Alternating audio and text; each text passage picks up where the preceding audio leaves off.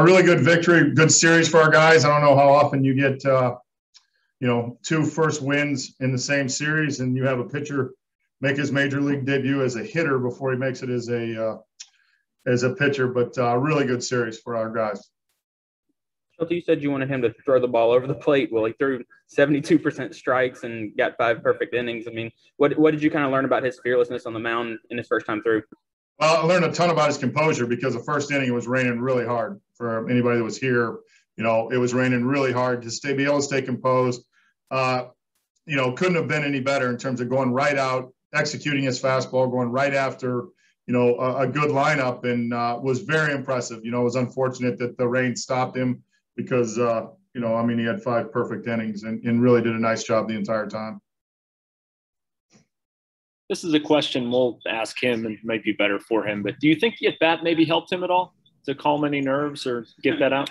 I don't know. That's a really good question. Maybe the fact that he was able to get on the field and take a deep breath and get a swing off and all that. But I think the thing that was the most impressive is, major league debut. It was raining that hard. It really could have been a situation to lose focus, and he went the exact opposite way. Derek, you won 6-9 here. Like you mentioned, good series against St. Louis. It's no secret the franchise is making a big deal about the series coming up against Milwaukee, the reopening weekend and all that. You think your players have a pretty good sense as to how much momentum could be built if you get out of Colorado with a couple victories and carry it into that?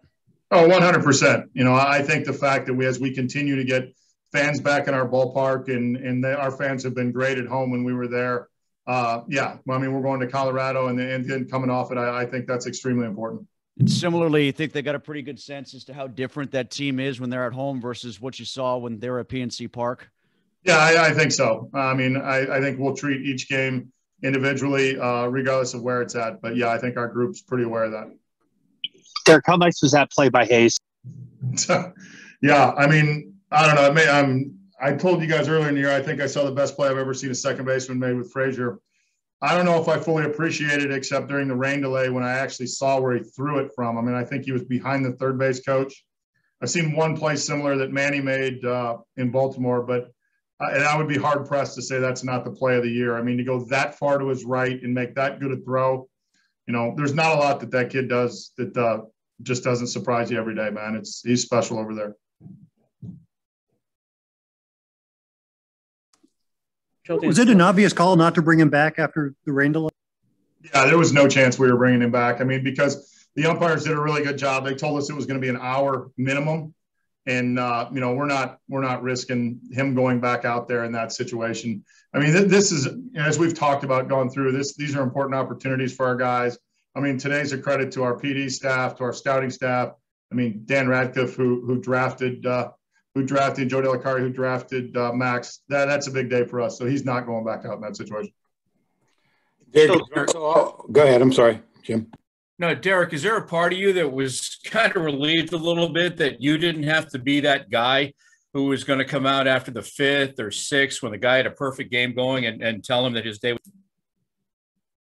No, the thing about it is he was extremely efficient. That's why. If it would have been a high pitch count, then it makes maybe a little bit more anxiety in terms of taking him out. We'd honestly do what's best for him and us. But the fact that he was so efficient throughout the first 5 innings, he was in a good spot. And as long as he stayed efficient, he was probably going to stay in the game. Speaking of obvious things, Derek, is he going to get another shot at PNC Park this week? Yeah, I don't know what we're going to do yet. I know we are going to a 6-man, so it's something that Ben and I will talk about how we're going to continue to fill those spots. Schulte, you talked about his composure, but I was curious about his arsenal. What did you see that was working for him to keep him off balance?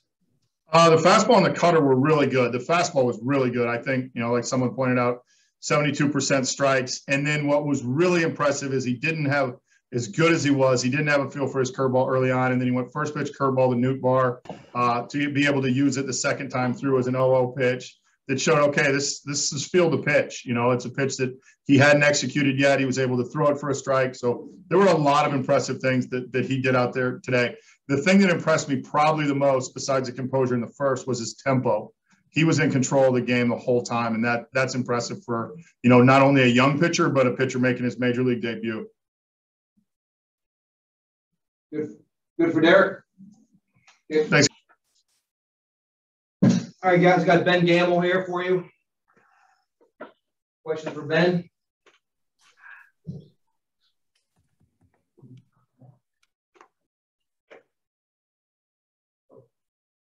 I'm muted. Damn. All right, I'm good now. Ben, just first off the hop, wanted to ask you about your impressions of watching Max Kranick come up here and do what he did in his MLB debut. I know you don't, maybe not, you might not know him at all, but just like from coming out of here and watching a guy do that, what do you think? Oh my gosh. You know, it made our lives way easier in the outfield. You know, his tempo, I mean, he was making pitches, and I mean, how do you not rally behind that? I mean, it was absolutely incredible to watch. Pitch his tail off for us today. Probably got the best angle. What was it like, you know, it was only 5 innings. What was it like playing defense with a perfect game going on? Quick. Yeah, quick. You know, I mean, 1, 2, 3, 1, 2, 3. You know, you blink, you miss it. Ben, what was your angle of that Hayes play? Oh my gosh, I was still speechless about it. You know, as you know, I think that was probably an early play of the year candidate. You know, he definitely threw his hat in the ring. Yes. You know, it's still kind of mind blown that, you know, he threw it from the dugout. It was incredible.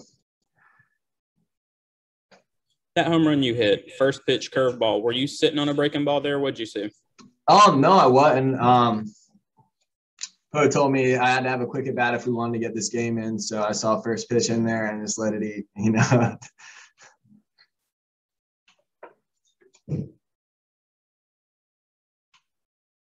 Oh, good. Oh, good, Jake.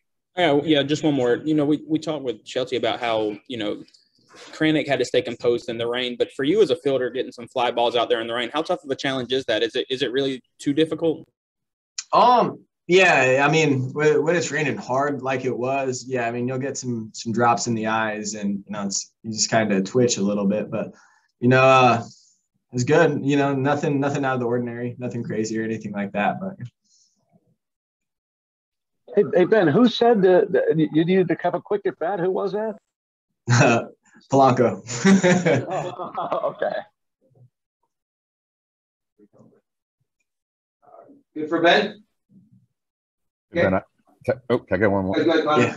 Hey, Ben, Max is from Scranton. You obviously spent your fair share of time in Scranton. When you were here, did it come across as necessarily a baseball hotbed of sorts?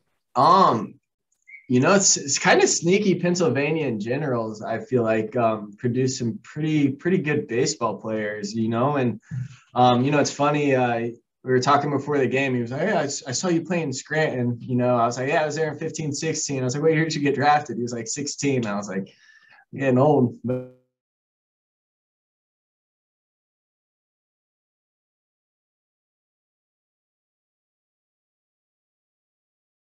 all right, we'll see you guys. Thank you.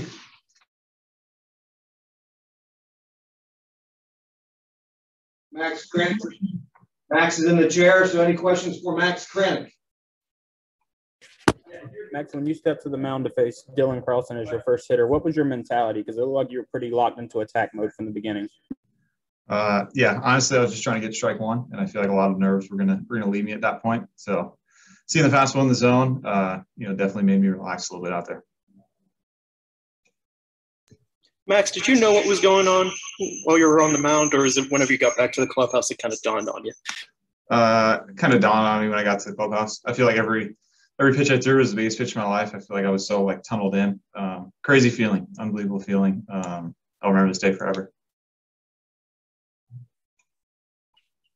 Max, did the at bat help you, like batting and getting on the field and getting something out of the way? I think so. Yeah, I think just, you know, getting out there and officially, I guess, being in the game. Yeah, I think it helped me. It was definitely weird getting in that bat in the first inning. I don't think I've had that all year. So, Max, when they told you were being called up, did you actually think you were in trouble? It sounded like they tried to play a trick on you. yes, I did. I didn't think I was in trouble for that, but when they first called me in, I thought the worst thing possible. I thought of like, you know, little things like, oh man, maybe I was fooling around during the game and they were upset. But no, I did not believe that pine tar thing. I thought that, you know, they had the wrong balls or something. I was unsure, but they definitely had me. Max, I know this is obviously still so fresh and it's probably going to take a little bit for it to kind of sink in for you, but what do you think you're going to remember the most about today? I think everyone that traveled here, the 18 family and friends, that were here in attendance means everything to me. Without some of those people, I'm not in this situation. So it really means the world that they made the trip out here. It's an unbelievable day. Max, have you had a chance to talk to some of those folks in the, I don't know, during the delay or after the game? Not during the delay, but after the game I did. Yeah, I just finished up with them outside. It was great to see them. Definitely an emotional moment for sure. Seeing my parents especially. Max, did you get anywhere at all trying to lobby to stay in the game during the rain delay? Or is that something that maybe you probably wouldn't even want to do? I don't know. No, I didn't say anything at all. So. Can you give us an idea of a little bit of the timeline that the rain comes, of course? Did you know right away that was probably it for you? Or at what point did they come to you and say, hey, we're not going to stretch this? Yeah, as soon as the rain, my second at bat there, the umpire said, make your routine a little bit quicker here. So I knew the rain was coming. I was unsure at first. And they said, keep your arm warm, keep it loose. But then when the rain kept coming, I knew it was done. And then I don't know if it was 20 minutes, 30 minutes, I'm not sure. I don't really remember when they told me I was done. Yeah, Max, before the fifth inning, the umpires were talking, and were you hoping one more half inning and have to get through that one quickly to make it 5 innings? Yeah, absolutely. Yeah, I wanted to get through that fifth, so definitely. So do you owe Key a beer or something after this for that play, or? I think so. I definitely owe him something. I'm not sure what. It was unbelievable. It doesn't really surprise me at this point. I feel like he's always making plays like that, but it was unbelievable. Max, I know you worked last year to revamp some of your mechanics in your arsenal. When did you kind of decide that it would be best for your career to do that? Because it was kind of a risk. Yeah, it was definitely a risk. Going home from spring training and having a bit of a sore arm before even playing any games, I think I looked in the mirror and said change needs to be done. So we took that time very seriously during quarantine, and we dug into some stuff, and I'm happy it's all paying off so quickly, I guess. Max, can you talk a little bit about the makeshift pitching mound that your dad built for you in your backyard, and how that helped you, and how old were you when he built that? So he built that last summer. He had a pretty good idea of how to build mounds. We used to own a baseball academy up until my senior year of high school. So he built all those mounds too. It was just an idea we came together with. And a lot of places were closed during that shutdown, so we really had no other choice. Who used it besides yourself? Me and a couple of my buddies back from home, a couple college baseball players from the home area. Max, according to the Elias Sports Bureau, you're the first starting pitcher since 1893 to, in your major league debut, finish an outing with 5 or more perfect innings. You talk about this being something you'll always remember. How does that feel to think about that part of history? Yeah, that's crazy. I didn't know that until now. So thank you for letting me know. That's really, really cool. Definitely a day I'll remember forever. Have you checked your phone yet? What is it blowing up? Any notes or any messages of note? Nothing of note, but it's definitely blowing up. Yeah, when I came back in, I tried to answer my family, people that were here, as quick as I can. But everyone else, I'm sorry. I'll have to get back to you later or tomorrow. But I appreciate everyone reaching out. It means a lot to me. Max, I would guess that at some point you'll hear from Joel Hanrahan. And maybe he's already reached out, but what has he meant to you, and what's the best piece of advice? He's such a straight shooter. How much has he helped you, and what was his advice to you? Yeah, he's the best. He's someone we've always looked up to as a player, but I feel like more as a person. Recently he's like a father figure to a lot of us. He's unbelievable. He did it for years. He did a little bit of everything. He gave me a lot of advice, and it was definitely super helpful. He said, just attack the zone with your best stuff, and good things are going to happen. He said, you're good enough to be there, and there's a reason why you're there. So just go out there and pitch your game, and don't change much. Max, your last game in the minors was against Memphis, the Cardinals farm team, and you faced Lars Nootbaar of the Cardinals then, and he hit a home run off you. Do you remember that or change anything this time facing him? I definitely do remember that. And Yeah, I hung a curveball, and I knew today I couldn't do that again. So I made sure that first pitch curveball I threw him, I finished it and executed a little bit better. Last game I got lazy with it and kind of flipped it in, and he made me pay, definitely.